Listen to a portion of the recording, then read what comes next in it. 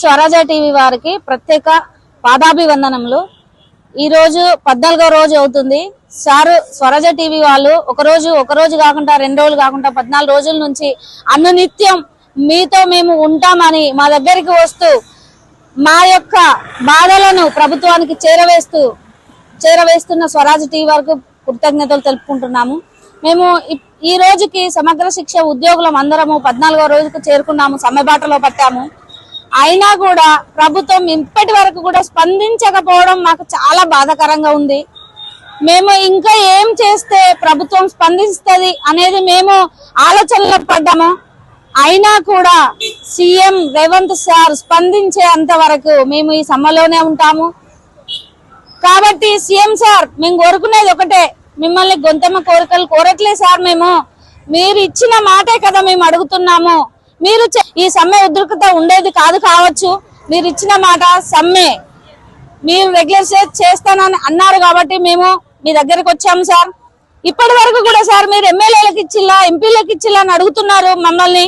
ఎక్కని గడప లేదు సార్, మేము తొక్కని ఎమ్మెల్యే ఇల్లు లేదు సార్। ఇప్పటి వరకు ప్రతి ఒక్కరి దగ్గరికి వెళ్తున్నాము, ప్రతి ఒక్కరికి రిప్రజెంటేషన్ ఇస్తున్నాము, ప్రతి ఒక్కరికి దండం పెడుతున్నాము। మీరు సార్ మా విషయాన్ని, మా ఎస్ఎస్ఐ ఉద్యోగుల బాధను మీరు అసెంబ్లీలో చెప్పండి, మా గురించి మాట్లాడండి, మా గురించి కోరండి।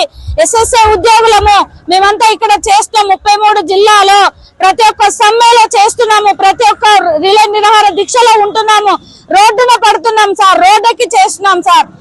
మేము కోరేది మీకు వినబడుతుందా సార్? మీరు వినండి। మా సీఎం రేవంత్ సార్ మేము కోరుకునేది ఒకటే, ఇక్కడ మీ ఆడపడుచులు, ఆడబిడ్డలు, అక్కలు, చెల్లెలు, అన్నలు, తమ్ముళ్ళు ప్రతి ఒక్కరు సార్ మీ ఒక్క మాట కోసం సార్, మీ ఒక్క మాట కోసం మేము 14 రోజుల నుండి సార్ మీ ఒక్క మాట కోసం ఎదురు చూస్తున్నాం సార్। ఆ ఒక్క మాట రెగ్యులరేషన్ సార్, ఆ మాట మీరు మాకు చెప్తారని మేము ఆశిస్తున్నాం సార్। ఎందుకంటే సార్ మీరు మాట తప్పకూడని వ్యక్తి అని మిమ్మల్ని మేము కోరుతున్నాం సార్। మీరు మాట తప్పకూడదు, ఆ మాట తప్పితే మీరు బాగుండదు అనే ఆ ఒక్క ఉద్దేశంతో సార్ మిమ్మల్ని మేము వేడుకుంటున్నాం సార్। మీరు పిసిసి అధ్యక్షుని హోదాలో చెప్పడం జరిగింది, మరి ఇప్పుడు సీఎం గారు అయినారు సార్, అప్పటికీ కూడా మీ దగ్గరికి మేము పలు విధాలుగా రావడం జరిగింది, మీకు విన్నవించుకోవడం జరిగినా కూడా మీరు ఇప్పటి వరకు స్పందించకపోవడం మా బాధాకరం సార్। మా దాంట్లో సార్ 1, 2, 3, 4 చాలా మంది చనిపోతున్నారు సార్। నిన్నటి విషయాన్ని అయితేనేంటి సార్, ఒక తల్లి, ఒక అక్క, ఒక చెల్లి సార్, వాళ్ళ బాధ వర్ణాతీతం సార్।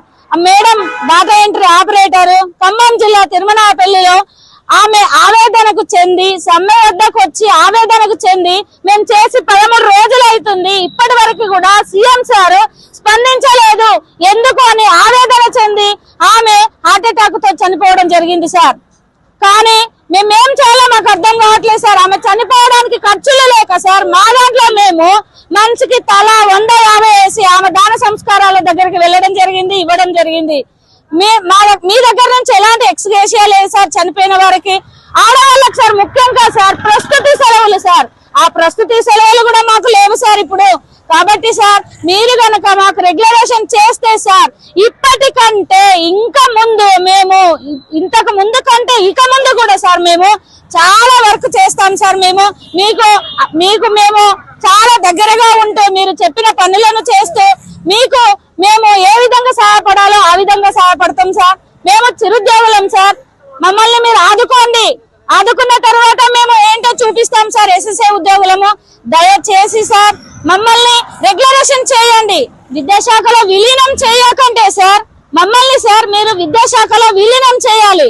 గతంలో పిసిసి హోదాలో ఉన్నప్పుడు సార్ మీరు వచ్చారు, మాకు మాట ఇచ్చారు, మీరు గనక నన్ను గెలిపిస్తే మన కాంగ్రెస్ ప్రభుత్వం వచ్చినట్లయితే మిమ్మల్ని సచివాలయానికి పిలిచి కూర్చోబెట్టి మీతో చర్చలు నడిపి మీరు చాయ్ తాగే లోపు నేను జీవో ఇచ్చి మిమ్మల్ని ఇంటికి పంపిస్తాను అని మీరు అనడం జరిగింది సార్। అలాగే సార్ మీ దగ్గరికి వచ్చాము, మేము కోరడం జరిగింది, మీరు మాకు మాట ఇస్తున్నారు। అయినప్పటికీ కూడా సార్ ప్రభుత్వం వచ్చి సంవత్సరం కావస్తుంది సార్, అయినా కూడా మాకు ఎలాంటి భద్రత ఇవ్వలేదు సార్। కాబట్టి మేము సమ్మెకు దిగడం జరిగింది సార్।